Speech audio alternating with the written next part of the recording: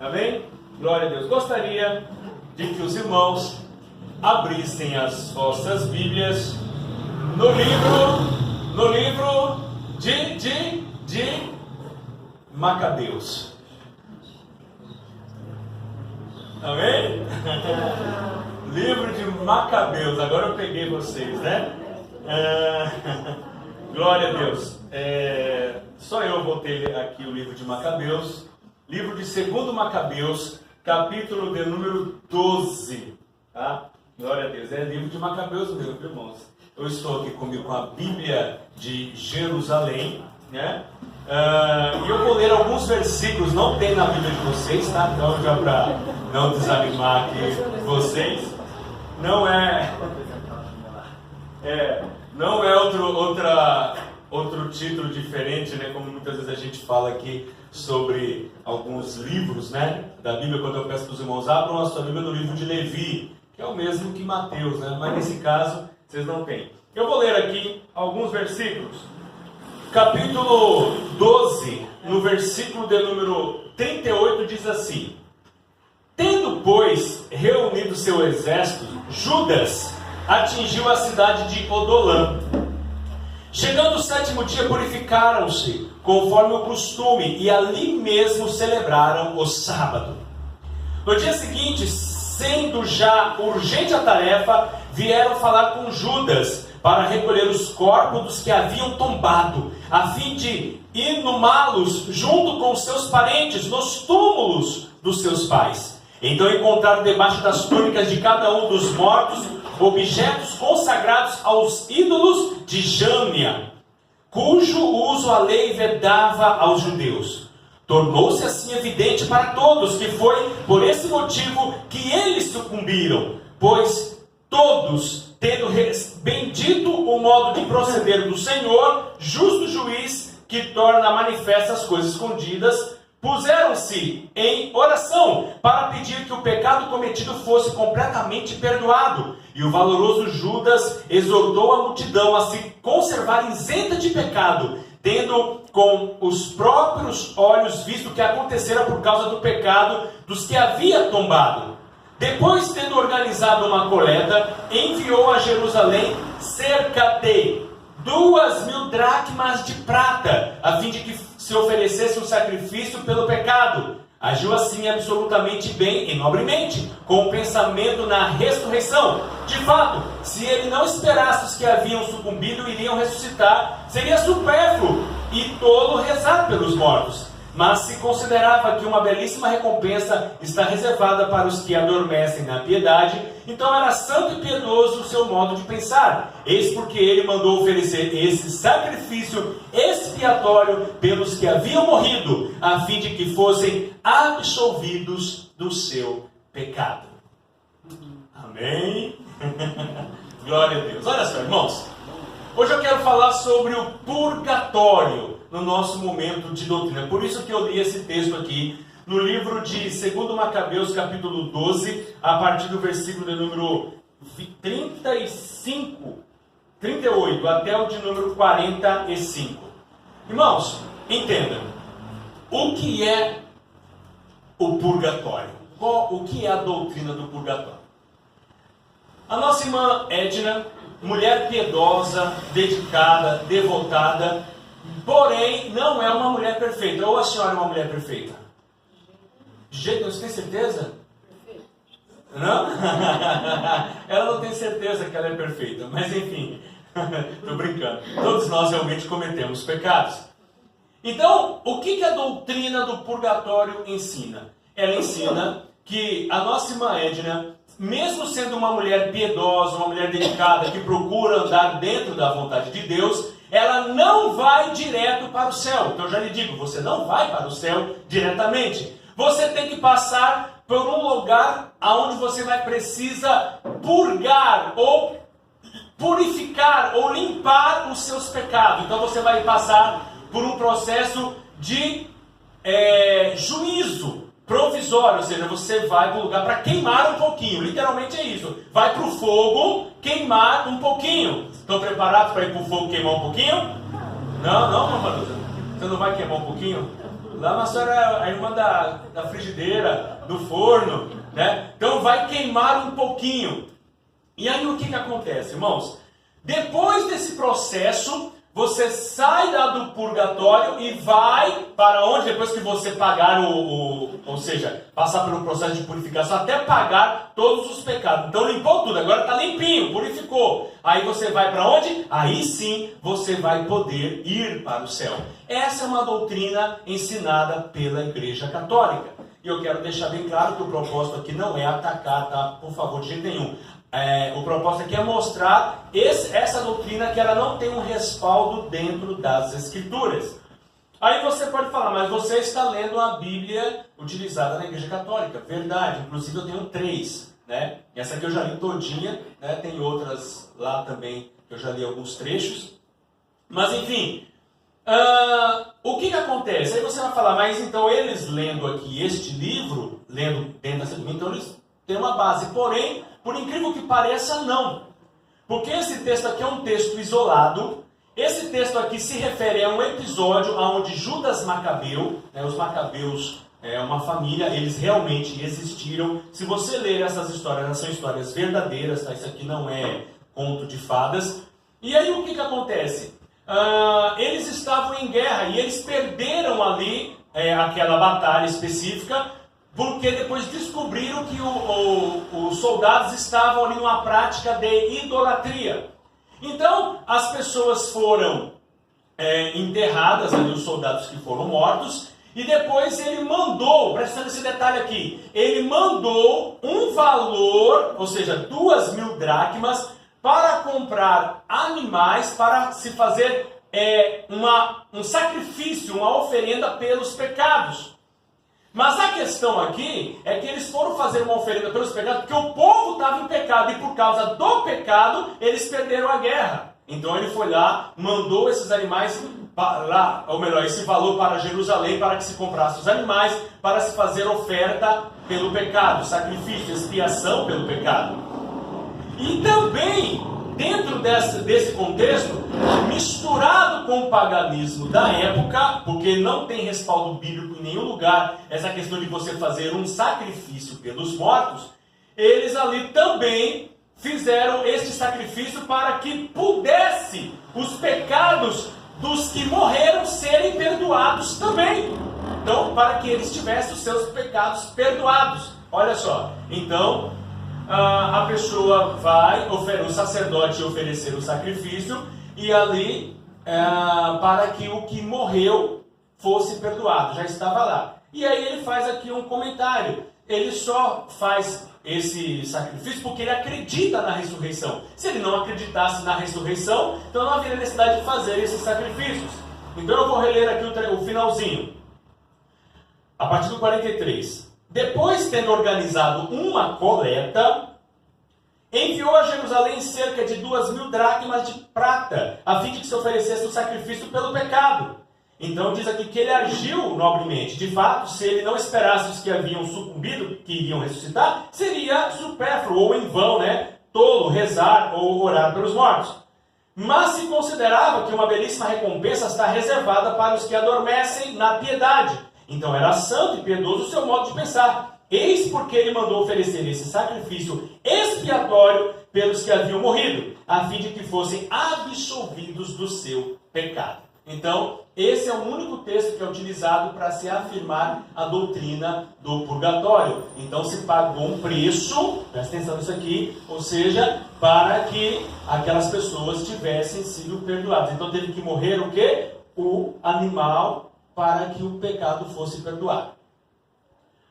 Porém, nós poderíamos dizer assim, nós não fazemos mais sacrifícios, nós sabemos que nós temos um sacrifício único e definitivo, que é o sacrifício do Senhor Jesus Cristo. Então, só aqui, se a gente fosse pegar o sacrifício de Jesus, que é definitivo, é insubstituível, não precisa se fazer de novo, então não haveria necessidade de purgar ninguém, porque o sacrifício já foi feito definitivo. E vamos abrir um leque que talvez pudesse ser feito o sacrifício por aqueles que já morreram, tá? Por aqueles que já morreram. Então, o sacrifício de Jesus também iria cobrir os pecados daqueles que já morreram. Então o sacrifício de Jesus iria não somente trazer perdão para os pecados dos vivos, mas também trazer perdão para o pecado dos que morreram. Mas isso aqui, irmãos, não tem base bíblica. Eu estou dizendo que se fosse pegar o pé da letra, o sacrifício de Jesus já seria o suficiente. Mas a Igreja Católica ensina que não é o suficiente. Olha só, o sacrifício de Jesus, eles ensinam que não é suficiente. É necessário, então, ir para o processo de purificação. Você vai queimar no fogo mais um pouquinho. Está preparado, irmão Lourdes, para queimar mais um pouquinho? Né? Vai queimar mais um pouquinho. Agora olha só, irmãos. Agora olha só. Como que, dentro da doutrina da Igreja Católica, você faz o processo de purificação? Existem algumas práticas. Uma delas é a missa. Toda missa é uma repetição do sacrifício de Jesus. Eu vou falar outro dia aqui sobre a missa. Mas só para vocês terem uma pincelada, dar uma pincelada aqui. Esse sacrifício, olha só, que é feito toda a missa, é uma forma de você se purificar para não passar pelo processo do purgatório. Então, quanto mais você participar da missa, mais você vai diminuir o seu tempo no purgatório. Quando alguém morre e se realiza a missa do sétimo dia, vocês já ouviram falar da missa do sétimo dia? Não sei se vocês sabem, mas essa missa ela é paga. Se paga o valor para se realizar a missa. Estou correto, Nova Lusa? Ela é paga. Tendo sido paga, esse processo de pagar é baseado nisso aqui, ó. Porque eles deram 2.000 dracmas, mas eles não estavam dando 2.000 dracmas para o templo. Eles enviaram para se comprar animais para se oferecer no sacrifício. Mas eles pegam, tá vendo? Eles deram 2.000 dracmas lá para Jerusalém, que era a sede, né? Lá o templo que estava lá em Jerusalém, para que se oferecesse o sacrifício. Então, o valor que é pago na missa de sétimo dia vai diminuir o seu tempo no purgatório. É ensinado isso. Então você vai ficar menos. Então vamos lá, gente. Quanto mais gente morrer na tua família, e você cumprir a risca, fizer a missa de sétimo dia corretamente, menos tempo você vai ficar no purgatório. Também, o casamento é deixa eu ver qual é o nome que é colocado aqui. É um sacramento. É um sacramento. Então, quando a pessoa se casa dentro da igreja, bonitinho, ela também vai ficar menos tempo no purgatório. Tudo que você realiza vai te diminuir o tempo no purgatório.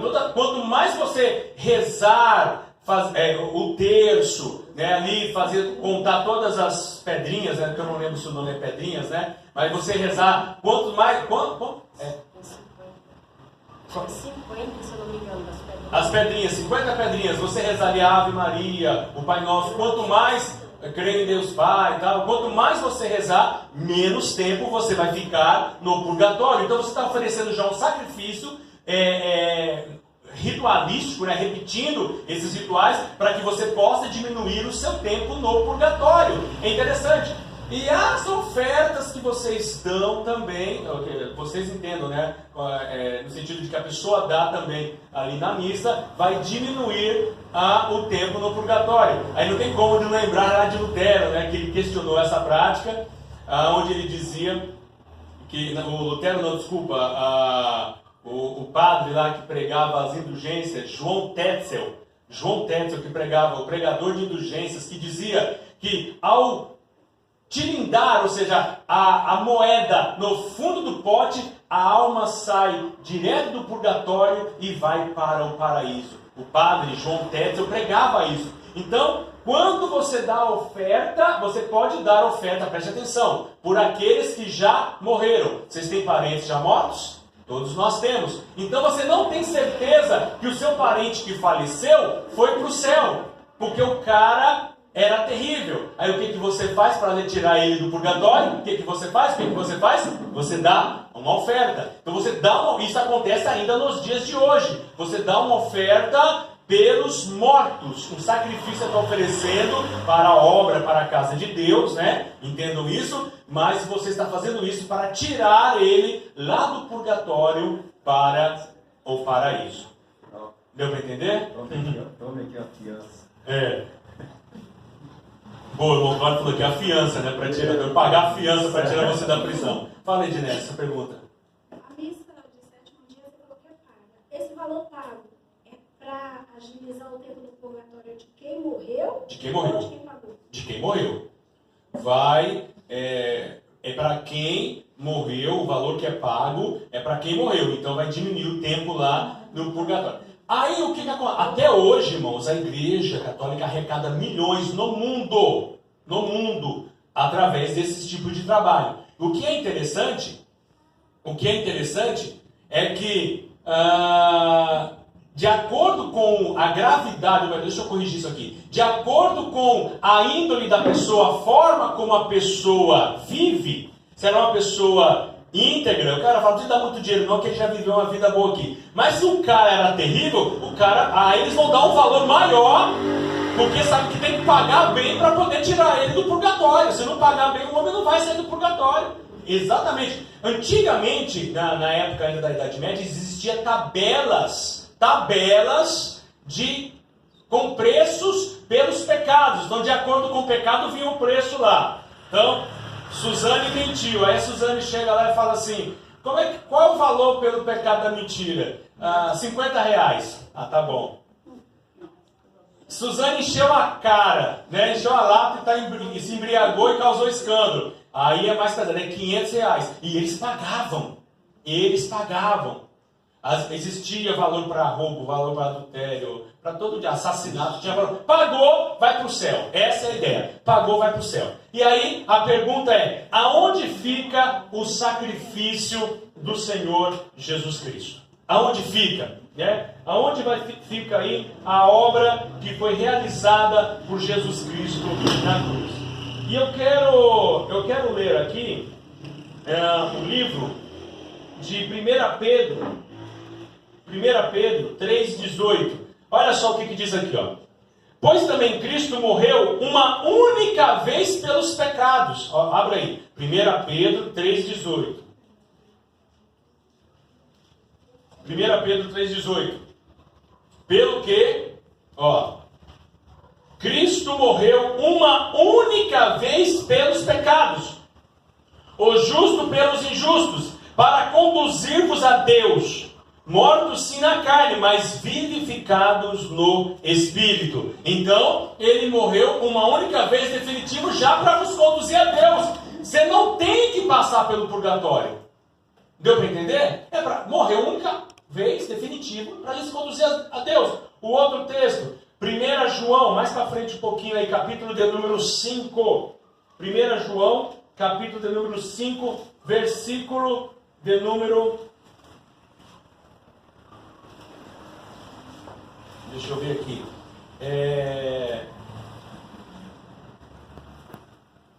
Capítulo, na verdade é Evangelho de João, capítulo 5. Evangelho de João, capítulo 5. Olha só. 5:24. Em verdade vos digo, quem ouve a minha palavra e crê naquele que me enviou, tem a vida eterna. Não entra em juízo, mas passou da morte para a vida. Então, como que a pessoa vai passar pelo purgatório? Porque o purgatório é um processo de juízo, de condenação provisório, mas é um processo de condenação. Então, como que a pessoa vai passar? Está dizendo aqui que aquele que crê naquele que me enviou tem a vida eterna. Não entra em juízo, mas passou da morte para a vida. Amém? E por último texto, Hebreus, capítulo 10. O último texto. Tem outros aqui, mas eu vou ler só esse. Hebreus, capítulo de número 10.